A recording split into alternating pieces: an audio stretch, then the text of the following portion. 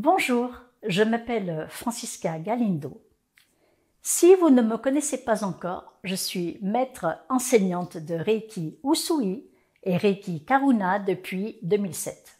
En 15 ans de carrière, j'ai eu beaucoup de cas, divers et variés, des personnes qui ne sont venues que pour une séance, d'autres pendant plusieurs années, des cas anodins, comme une entorse, à des cas beaucoup plus graves.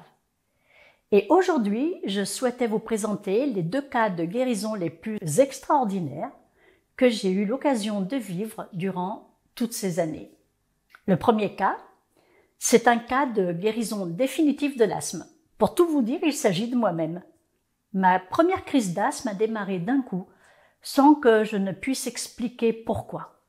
Le premier jour où c'est arrivé, j'avais été très surprise de constater que je n'arrivais plus à respirer.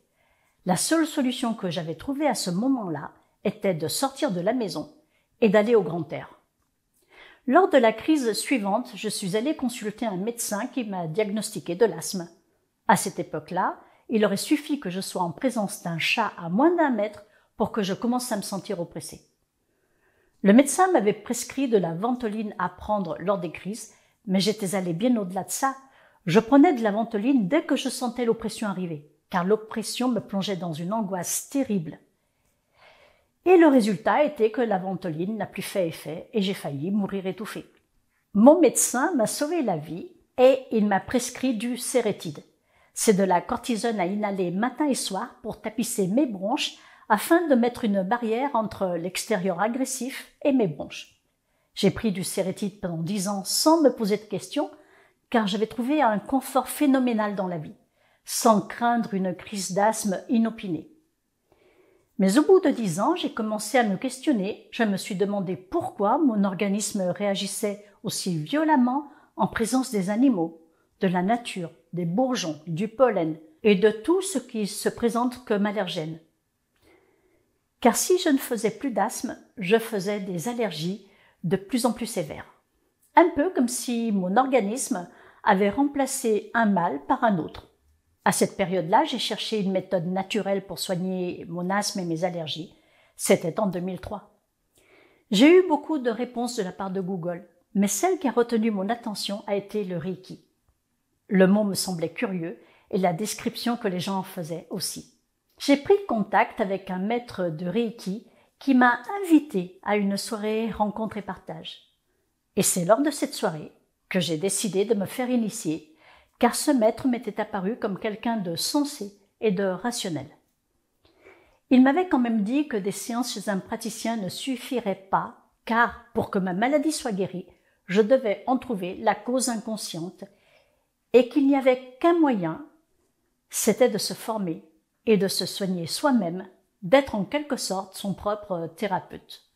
Je trouvais sa proposition très honnête, ne serait-ce que d'un point de vue financier, car des séances répétitives m'auraient coûté beaucoup plus cher. Et en bonne comptable que j'étais, j'ai vite fait le calcul. Donc j'ai fait le 1er degré et tous les exercices, autotraitement et pratiques quotidiennes préconisées.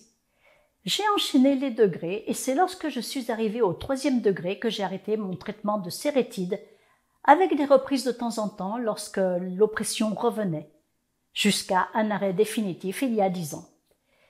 J'avais gardé le Sérétide à portée de main au cas où, mais aujourd'hui et depuis 10 ans, je n'en ai plus besoin. Et cerise sur le gâteau, mes allergies ont disparu aussi. Le 2e cas a eu lieu il y a 10 ans et il s'agit de ma mère.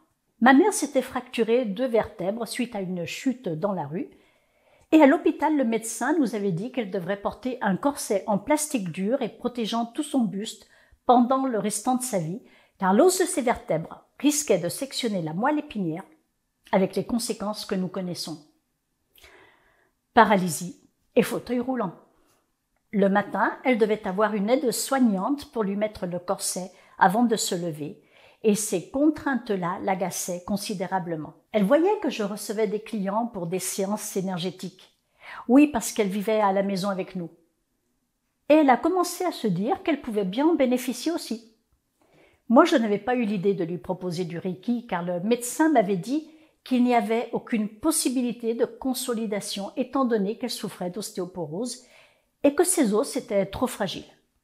Mais lorsqu'elle m'a demandé de poser ma main sur son dos pour soigner ses fractures, je l'ai fait, sans trop y croire, mais sans me poser de questions non plus.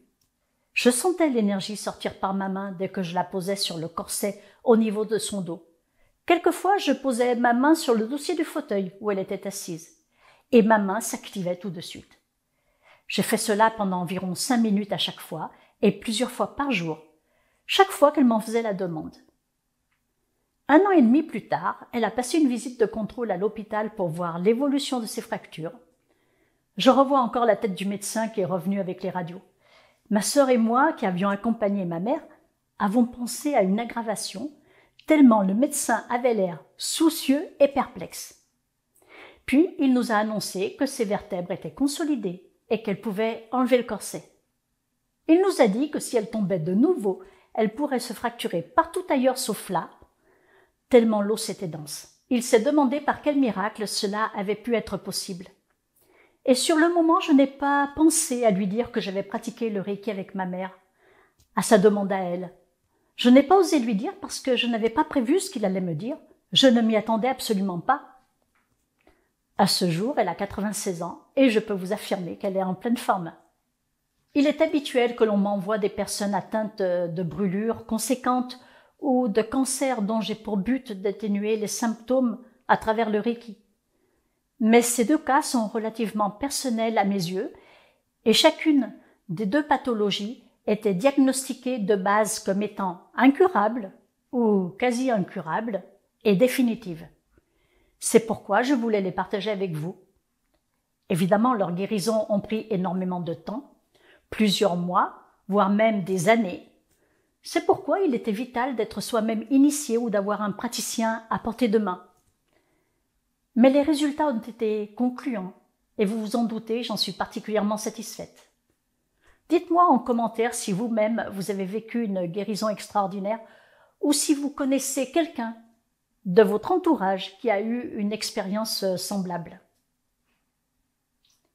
Je vous souhaite une bonne semaine et vous dis à mercredi prochain.